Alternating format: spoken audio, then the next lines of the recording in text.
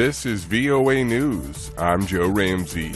U.S. President Joe Biden will head to fire-ravaged Hawaii next week to meet with survivors and first responders still hunting for bodies, the White House said Wednesday, as the first victims of the horrific blaze were named. The fire, which leveled the historic town of Lahaina on Maui, is the deadliest in the United States for more than a century, with the toll expected to grow further over the coming days. At least 106 people are now known to have died, with a huge swath of the disaster zone yet to be searched. Only 5 victims have been identified.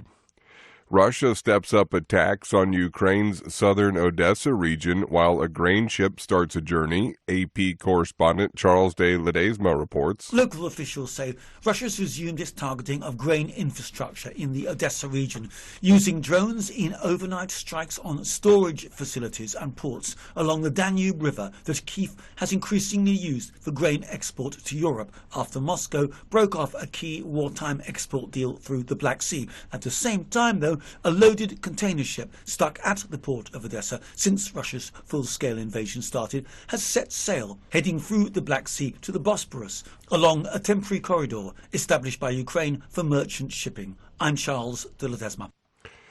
According to the U.S., it's not clear what territorial threat Wagner forces pose in Europe, said National Security spokesman John Kirby on Wednesday. We are watching what's going on in Belarus very, very closely. Certainly taking note of some of the provocative actions there, and certainly the bellicose, pugilistic rhetoric that continues to come out of the government there in Belarus. On Wednesday, the Lithuanian government decided to close 2 of its borders. This is VOA News.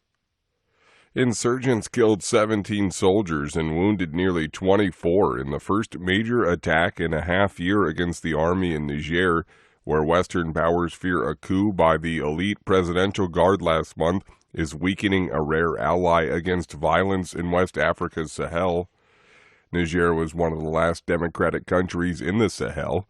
France and the U.S. had about 2,500 military personnel training Niger's military. France conducted joint operations with its former colony, but since the coup, Paris and Washington have suspended military operations, giving militants more breathing room. The U.S. has told some 9/11 victims' families the attack's suspected architect and other defendants may never face the death penalty. AP Washington correspondent Sagar Magani reports. The prosecutions of Khalid Sheikh Mohammed and 4 others held at Guantanamo Bay have been held up for years. The Pentagon and FBI have told victims' families plea deals are now being considered to end the more than decade-long prosecution. The AP has obtained a letter sent to some families that says while no plea agreement has been finalized, it's possible one would remove the possibility of the death penalty. Some relatives of the nearly 3,000 killed in the attacks are outraged. One says people need to be held responsible, and a plea deal would take that away. Sagar Magani, Washington. Former U.S. President Donald Trump remains the clear frontrunner in the race for the Republican nomination for the 2024 presidential election, days after his 4th criminal indictment this year.